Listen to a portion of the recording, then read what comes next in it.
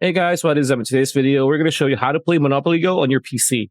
Are you looking for a quick guide how to play Monopoly Go on PC? Stay tuned because this video is for you.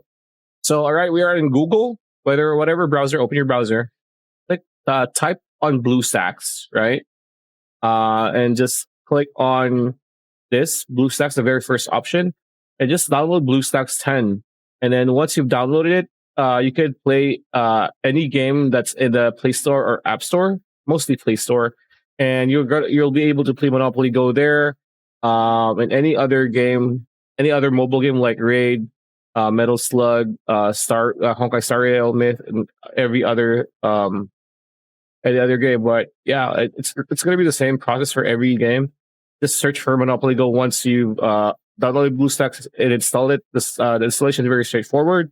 You need a Google account to run it. It's kind of like your own like virtual like mobile interface. And just after that, go to Play Store, search for Monopoly Go, install it, and then start playing. That's pretty much it. That's a video. Hope you liked it. Like, comment, share, subscribe, ring that bell icon. We'll see you on the next one.